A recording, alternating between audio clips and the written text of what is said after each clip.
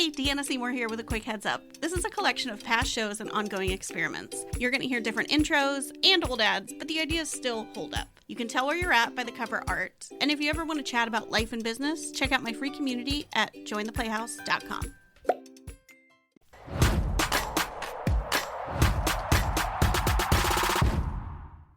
Has anyone ever told you that you're too much or too sensitive or too anxious or too complicated, and somehow you end up feeling like you're not enough at the same time or always falling short?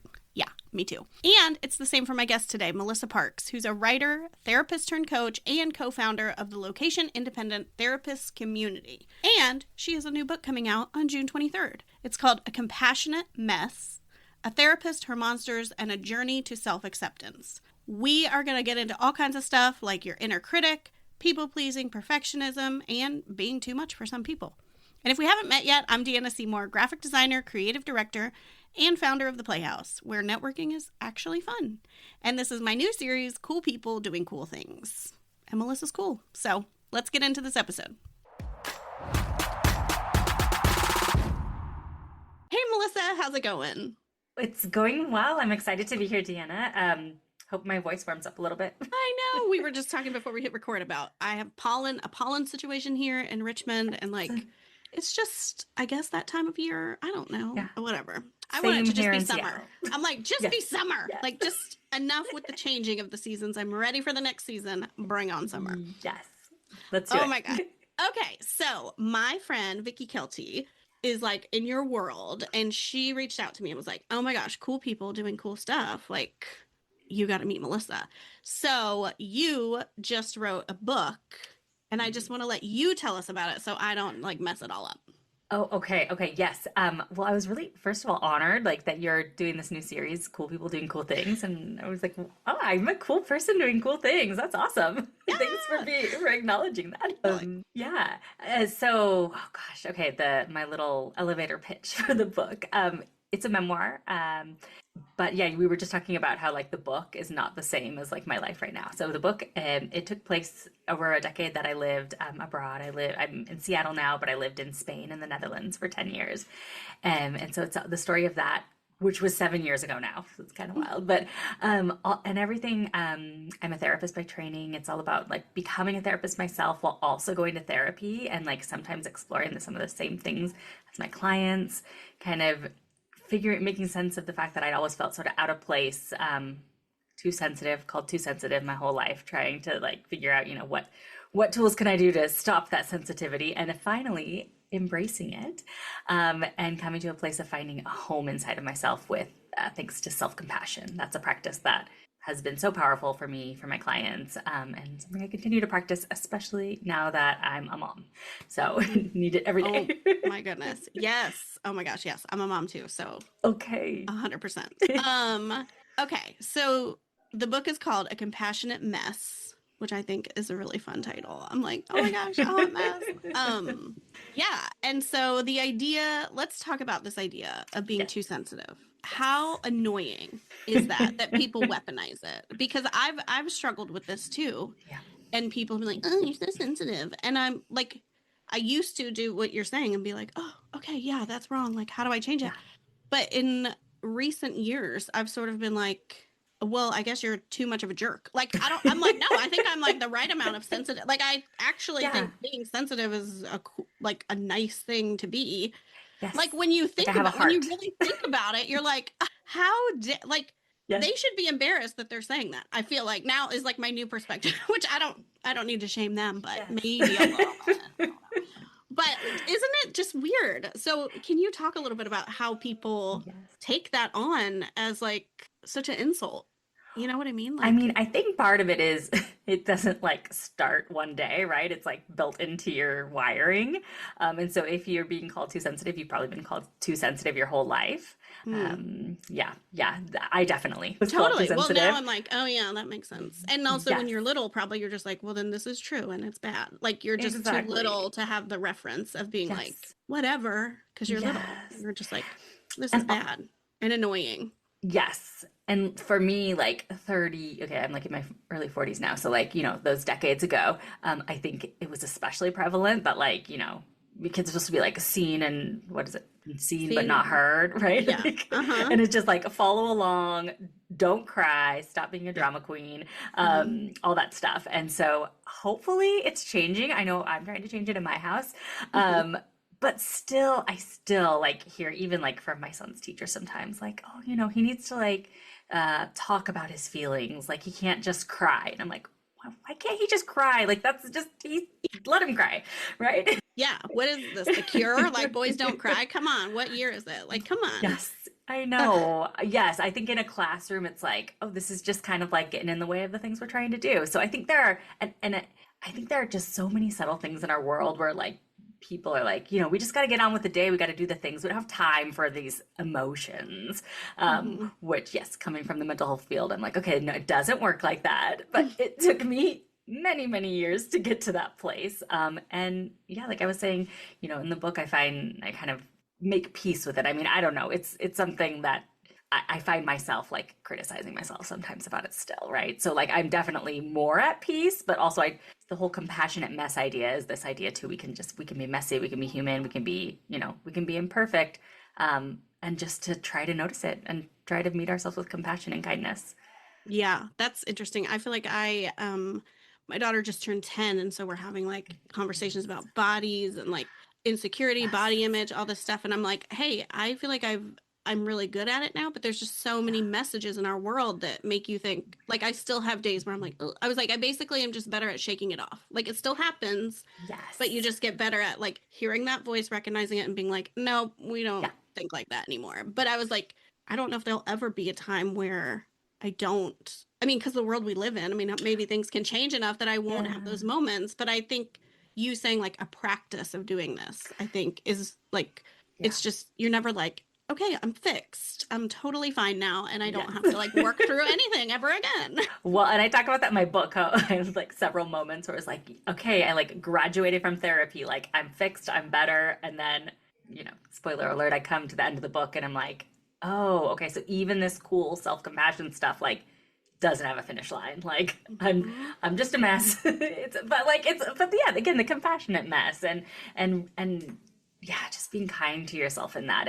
And unfortunately, I think you're right. Like our world just not our world really, it's our society, right? It wants us, well, it wants us to be it wants us to not like ourselves, right? Because then it can sell us stuff. So Exactly. That's the angle I took with my daughter because I was like, oh, she's gonna be real mad if she finds out. Like she's a little bit of a punk rock rebel like me. So I'm like, yeah. she's gonna be real like, let's just turn it into anger. I was like, let's just talk about the beauty Yeah. industry and how they're Yes. profiting off us being miserable. And she's like, what? And I'm like, yeah. So Yes. like that Let's ain't somebody. Well, and that's an angle of self-compassion. I talk about it a little bit in the book too. It's fierce self-compassion. Right? I think so often we think about being very tender and kind and gentle when we hear the word self-compassion, and that's a big part, and it takes practice. But it can be fierce too. It can be angry. It can be, getting mad at these messages we hear and saying like, I'm not gonna let that hurt me. Yeah. Yeah. So, Well, I think too that can be annoying to people. That's when we're oh being too yeah. much also. Oh, We're I like know. too mad or Yes.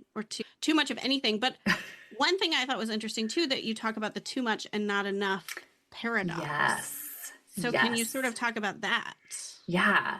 I just something that I've lived and I see a lot of my clients too. It's like, I don't know what it is. Like, is it a pendulum we swing back and forth with? It's just, maybe it's just the different messages we get of feeling like I should do more. I need to be more. Trying to just like fill this missing piece of like, I should be more. But then also like maybe going into that space and being like, actually, no, like, I don't really like that. Like now I feel vulnerable, right? Now I feel like exposed and it's not safe. Mm. And I think again, yeah, it comes from those messages of like maybe it's the too sensitive thing that you've been told you're too sensitive. Okay, well sometimes that means I'm again the crying, the drama queen, and sometimes that means like okay, well to be safe I have to shrink. But then also if you're shrinking, you're kind of giving yourself that message of like you're not enough. You should do more. You should be less sensitive. And so I know for me it was really like coming to a place of realizing, oh, I need to tell myself both of those things, right? Like you are enough and you are not too much. And another thing I really like to tell myself is it's safe to be seen. So, Yeah. yeah.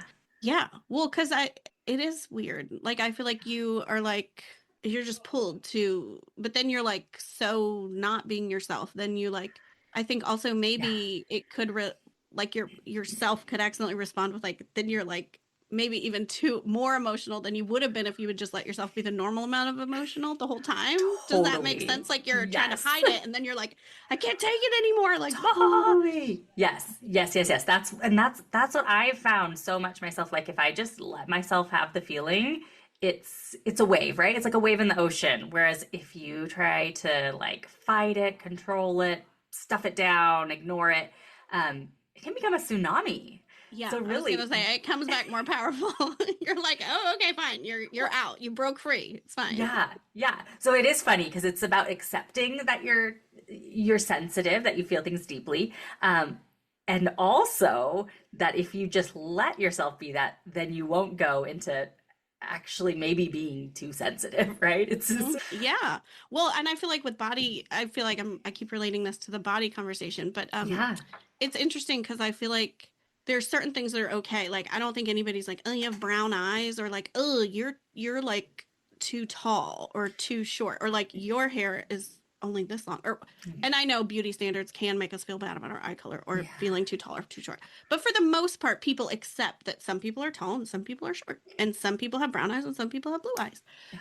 But why are we all like, but also let's all just be skinny? Oh, Like, you know what I mean? Or like, why I can't know. we have a range of emotions? You know, like Yeah. this person is pretty even keeled. They Yes. don't seem to like get too worked up. This person gets a little more worked up. Like, why does it Yeah. have to be like too much or too little? Because I feel like sometimes I've even Mhm. had like my mom has given presents before and been like, wow, like her one grandkid doesn't get too excited, but the other one gets really excited, but he also gets really sad. And I remember being like, well, Mm. he just feels a lot more emotions. Yeah. So if we want him to be really excited when we give him a cool present, we also have to accept that he's like really disappointed Yeah. if plans change. Or so, Yeah. like I don't. Yeah. I'm like, can't we just all just be what we are? Yeah. Just Yeah. Yes, it is probably. yeah. I mean, I'm thinking about it. I'm thinking aloud a bit about this. I think maybe it's like the stuff that like affects other people somehow, right? Like it's like, maybe they're getting hurt or offended somehow by the sadness. And sometimes it's like the inconvenience of those feelings. Mhm. Oh gosh. And then yeah, I don't know, what is it? Yeah, what is it with the thinness? I'm not sure. I think Yeah. that's just like a way like for like people to like try to control women especially, and just like you have to, Hmm. starve yourself. And then but I mean, I don't know, there is some similarities with emotions, right? Like being like starve yourself of like your real emotions or something. And like getting Yeah. small, and then also like sort of like cutting your calories so low, and then Yeah. being like, never mind, I'm gonna eat this whole bag of Cheetos. Yes. Like the thing Yes. we were just talking about with the Yeah. emotions is like Yeah. anytime you're like trying to fit yourself like into a smaller box, it seems like is sort of Mhm. the common thread there. Yes. Like eventually you're like, I can't keep up this charade. Like that, this is Yeah. not me. This is what I need. This is what I'm doing. Um, Yes. And interestingly, I talk in the book about how I had an eating disorder, and it did all start with that like restriction and then turning into binging. And so mm, I relate so much. And I think so often it's related to like emotions, right? Like I didn't feel like I could be myself with the emotions. So like trying to like, okay, well, I'm already controlling those. Like, let me like see what else I can control. yeah. And Yeah. it's awful. Yeah. I have a Okay. daughter So too. She's only 18 months, but I'm like, oh God. I know it's a lot. What a big like task we have to like help these women will grow I into know. women and like love themselves. Yeah, I mean that's when I like really got serious, I guess I could say, about my journey to be nicer to myself was actually when I was pregnant with her, because I was like, am I about to bring another girl into this world and model this awful behavior for her? So Yeah. I was like dabbling in it, but I was like, Yeah. okay, I got 9 months to like make sure I'm not ever looking in the mirror and being like, oh, I look fat today. Like, I just don't, Yes. because even if I'm not telling her she's fat, if she's watching me grow up looking in the mirror saying I'm fat, Yes. she's gonna think that's how we talk to ourselves. So I know. I was like, all right, girl, you got nine Yeah. months to get this. Well, Yeah. maybe a little longer than 9 months. Maybe she I'm wouldn't like, have wow, been a that's newborn, like a newborn. She might not have been like taking it in. But I really was like, I'm not gonna yeah. talk like that in front of her. And it starts like I need to start practicing now that I'm not gonna Yes. make these little dumb comments all the time that are just like a Yeah. habit. That I Totally. didn't even feel necessarily, but it is kind of like learned, like this is just what we do. Like that scene in Yes. Mean Girls when Lindsay Lohan's like, oh, I guess you can hate I thought you were just like pretty or ugly, but I guess you can hate lots of parts of your body because they're all in the mirror being like, oh, my Yes, calves are too yes, big. yes. Like my nose is weird. And I'm like, oh my Yeah. gosh, yeah, we just learn it. Yeah, it's So like I was part of like, I'm gonna socializing as teach a that. woman, Yeah. unfortunately. I'm not saying in 9 months I like nailed it, but I I get got that. better. I got better for sure. Yeah. So let's talk about that inner critic because you sort of describe it as a shapeshifter, which I thought was cool. Ooh, yes, yes. Something I have also learned because I was trying to get to that. I was like, well, how do I just like erase the inner critic, right? Like, I don't want that. That's, seems Yeah, like it's getting in my way. yeah, yeah. Just delete it. It's fine. But what I found is that's another thing. It's not going away. Like it is. I think about it like kind of like anxiety. I struggle with anxiety, and for me, it helps a lot to think about like what's its purpose, right? Like where is it coming from? It's trying to come from a good place, and I think that's our inner critic too, right? Like we live in a world where like there are, we're trying to get along with other people, and so it is probably good to be like noticing some things we could do better or rules we could follow, or it just it gets really loud and it gets really strong, and that's where the with self compassion I often think about like having kind of trying to balance it out with like a more compassionate voice. Mm-hmm. So you bring in that voice, and yeah, it could at least 9 months. It takes at least 9 months to practice, right? You got your whole life of probably not. We don't really get taught to. Well, maybe now kids do, but I never got taught how to be kind and gentle and like, okay, yeah, be your own cheerleader. I don't know. I didn't get that. So everything I did was kind of just like, all right, me and my inner critic, like just taking on life. And so Yeah. it had a lot of years of practice. And what I find now is like, even though I'm aware of it, I notice it, I really try to not let it run the show, it has become a shapeshifter where like I just won't even notice that it's like it can be, I can have something going on for months, and then I'm like, I talk to like my therapist or maybe like or a friend or somebody, and like, oh, that you're being really hard on yourself. I'm like, oh no, my inner critic is bad. Yeah, I know, and then I don't want to get into the like, oh, you're supposed to be self-compassionate. Why aren't you doing it? Right? I have to like really like again the mess part, right? Like be compassionate about like it's okay, but it's frustrating, right? If this is something you're working on, and then it's just like there in the background being sneaky. And I'll say I bet for a lot of your listeners this would be helpful. I notice it really comes in strong when I'm like doing something new. Like I'm a business owner myself, and so like when I'm like trying to like put myself out there, launching the book, that kind of thing, like the inner critic is like, all right, let's go, let's do this, but in a very sneaky way. Hey, what are you doing on Thursdays? Want to come hang with me inside the Playhouse? It's part networking space, part creative clubhouse, and part, oh, thank God, other weirdos like me. And until July 2nd, you can join for just $150 per year. Head to jointheplayhouse.com to check it out. See you next Thursday. Yes. Well, it's scary. I mean, yeah, having a business is like, it's like a therapy, like all the time, like always self-growth therapy. You're like, oh, you have to like be brave. You have to do the hard things. You have to show up. You have to give yourself a pep talk. Cause like, it's so much, I think. Yes. But you also said like the shapeshifter could be productivity, perfectionism, people pleasing. Yeah. And I was thinking about this today. My email that's set to go out this afternoon, which will have already be in the world by the time this airs. But like I kind of realized that I was sort of using this idea of accessibility, but really I think I was just trying to people please. I was like, oh my God, nobody be mad at me. Like, let me make this lower. Let me chop this offer up. Let me try to like make it so, people can like just feeling like, oh, and you're thinking, it's like you said, it was sneaky because you like think, well, I'm being nice. I'm like making sure it's accessible for people and I'm doing this. And meanwhile, I'm like about to burn out and I'm not having as much fun in my business because I've like productized my offers and made them like so different that I'm like, this isn't even what I like to do. And also like listening to other people, like it's just, you have to combat that. Like all the stuff we hear, just scroll Instagram for a second and you hear like 10 business tips in 2 seconds and you're like, wait, what am I doing? What's happening? So yes, absolutely. Yeah. That fine line between being like a high achiever and like, excited and wanting to do a lot of things in your business or life and then, but like not tipping into perfectionism, like that is so hard. And yes, that's like the perfect territory for that inner critic sneaky shape shifter to come in, and you got to watch it. Yeah. You really do. And like you said, you can kind of be like really in it before you even notice what's Yeah. happening. So Yeah. let's say, okay, here's a question. If you realize, oh my gosh, wait, I was just doing that. I was Yeah. people pleasing. Like, how do you like snap out of it, but still be nice to yourself about it?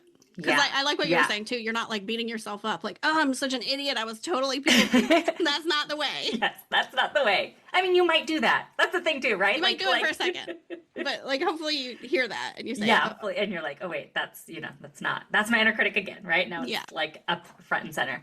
Honestly, when you said it, when you were just saying it now, I was like, I just felt myself take a really deep breath. Like, I think, it's so small, right? But like taking a deep breath, you can see me on video, other people can't, but like putting my hand on my heart or like giving myself a hug, which may not feel comfortable for certain people, but honestly, like there is science that shows that even like gentle, like touch to yourself can be really soothing. And so doing that, it's relatively simple, and tapping into that kinder voice, like what would a friend say to me right now? What would I tell a friend right now? And then trying to say something like that back to yourself. it's crazy how effective breathing is. And I feel like my Yes. husband is really good at telling all of us, because we have two kids, but like Uh-huh. me and the kids to breathe. And I will tell you that it actually annoys me if I'm really mad. I'm like, Yeah. talking about breathing again. But then when I breathe, I'm like, oh yeah, it's true. Such a thing. But nobody ever taught me that growing up. So I'm like, No. you know what I actually need to do is go to my room and be really mad all by myself for a long, like that's what I'm Yeah. trained to do. Yes, yes. Which Nobody sometimes you breathe. need to do, right? You need to Yeah. get the emotions out too. And there's so many things you can do, right? Like you can like sometimes it's easier if you like write something down or like do a voice note or just something to get out of your head. I think that can be really helpful too. So I think a lot of this is just like finding your own rhythm with it, finding what works for you. And I will say too, it's funny. I learned Spanish in my 20s, and I will swear in Spanish, but I won't swear in English. So like my inner dialogue is mostly in English. And so my inner dialogue with like being compassionate is very gentle and nice, and probably like, maybe there's something going on there with like how I'm supposed to talk to myself. But I bring all that up to say like you can also like you can swear, you can like, make your self-compassionate voice your own, right? Like there's no wrong way to do it. Yeah. Um, with my daughter, I was like, yeah, you can tell that voice in your head to just shut up, which we don't Yeah. say that. Like we don't say that to Okay. each other in Yeah. our house. And she was like, like you would have thought I said like the craziest cuss word. I'm like, no, yeah, you can like totally be like, I said like Home Alone, when he's like scared of the radiator and he goes, shut Yeah. up. Like just like I was telling her, like just hearing it is already like so impressive to if That's you can like amazing. start to hear it, then Yeah. you can like figure out how you want to handle it. But Yes. Oh my gosh, gives me hope for the next generation, right? Like, oh my gosh, kids are noticing their inner dialogue and they're like interacting with it in healthy ways. but it's crazy because it's like it is a lot of work. And I mean, I'm Yes. sure probably, I mean, I'm 45, so I think we're Yeah. similar, but like Yeah. probably maybe some of your clients, it's a lot of work to work on learning that for yourself and also teaching it to someone else Oh and my working gosh. through like and sometimes like what they're doing is kind of activating me. Like it is Yes. exhausting. Yes. So I'm always like, I guess I understand why our parents were like, just go to your room. Like it Yes. Stop being feels so a lot sensitive. Get easier. out of Like, here. yeah. I'm like, oh my gosh, spanking seems really easy. Not that I was ever like, let's do that. But I understand Yes. the appeal of like, all I have Yeah. to do is like spank you if you're Yeah. bad. Like, I don't Yeah. have to discuss it with you. I don't have to help you make sense of it. Like, it's Yes. like, I kind of get the appeal there, but, we know how I, that turns out. So, yes. not Yes. We know recommended, that but that's I not do see recommended, how but that's a this. lot easier for the parent. Yeah, yeah, yeah, yeah, absolutely. Yeah, I think, okay, so like we can have compassion for like the former generations, right? Like they, were doing the easy thing. They didn't know any better. Mhm. And well, fortunately we know better, but also unfortunately because now we have so much on our We have so plates. much to do. Well, that's why we're too tired. Okay, Yes, last thing I want to talk to you about, yes, which I thought yes, was really cool, is the idea of writing a letter from your 80-year-old self. So tell me yes. more about that. Yes. So I cannot take full credit for this idea because it's from The Artist's Way. Do you know that book? I have heard of it, but I haven't read Oh it. But my that's like the goodness. story of my life with most Yes. books. Oh, I know. I know. I totally understand. It is a book that I have. So it's written by a woman named Julia Cameron. I had it on my shelf for like 12 years. And it wasn't, and people kept being like, this is life changing. You should read it. And I'm like, I should. It sounds good. It sounds really good. I have a copy over here. I'm looking over here. Now I have it like an ebook, audiobook, and written book because I love it. I love it so much. And I finally read it at this point I talk about in the book where like my long-term partner like just broke up with me suddenly, and there's reasoning behind it, and I make sense of that in the book, but like I just felt like my life fell apart, and I was like, well, okay, I guess maybe now it's time to read this book that everyone's telling me is life-changing. I kind of need something life-changing right now. And it's all about reclaiming your inner artist and healing your inner artist, so lots of self-compassion there. And she suggests writing this letter from your 80-year-old self to your current self. And I did that, and I write about it, like my experience of the first time I did that in the book, and just it felt like reaching, like I didn't know how to be compassionate with myself in that moment. I didn't know how, like, life felt so uncertain, and right now even life feels uncertain sometimes, lots of times. And but something so powerful about like reaching into the future and having, and like kind of like holding hands with your older self and having them tell you like, hey, like you're gonna do cool things, it's gonna work out. And it's something that I've continued to do at different points when I've needed it. You know, different versions of that, and it's so cool. Definitely recommend, highly recommend this. I love that. I feel like there's like a country song called like "You're Gonna Miss This." I don't really know it, but I feel like I've seen like Instagram reels that have parenting moments that are like someone completely melting down and like not wanting to get in their car seat, you know, and it's like playing that song to be funny, you know. But I do feel like sometimes my husband and I will like laugh to each other and be like, we're gonna miss this. I'm like, oh my god, this is the most annoying thing that's happening, but like we're gonna miss this. But I really think that we are gonna miss it. Yes. I mean, it'll probably take some time. Like we'll be excited to not have to do all this work, and then eventually we're gonna miss this. Oh, so. And I actually had never made that connection. I do that all the time as a parent. Like it's like, yeah, I guess it's the mini version of the letter. I think in the hard moments, one day I will want to like time travel back to this moment, and I will look at it and think it's so sweet, even though right now I want to pull my hair out. Like we're exhausted. It's like we're too tired. We can't even keep our eyes open, you know. But like there'll be a moment. Yeah, our future selves are going to be like well rested, right? Yeah. We're going to need like a solid break, and then we might start missing it. But I do think we can give ourselves grace with the fact that it's really hard right now. So definitely. I love that. Okay. This has been so much fun. Also, I was like, oh, your 80-year-old self is going to be like, you're going to actually do so much cool stuff that you're going to be on a podcast series called Cool People Doing Cool Stuff. You're going to write a book. Yeah.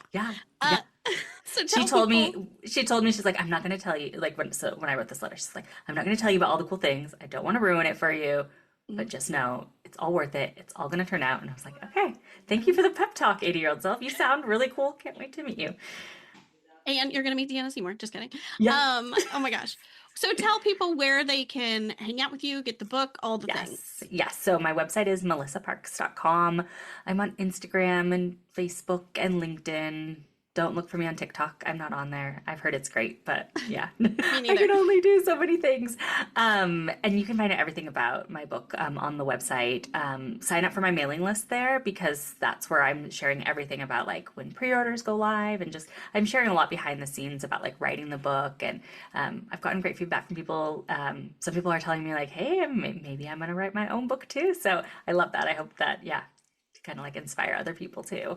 So come connect with me there. And this was great. I loved this. I can already tell I could talk to you for like another hour. I know. I was like, it's going to be like 15 or 20 minutes. Like all of these are going way over. I feel like if we say 15 or 20 minutes, it'll be like 30 or 40. So it's fine. But this was awesome. All right, Melissa, we're going to keep in touch. Thank you, Deanna.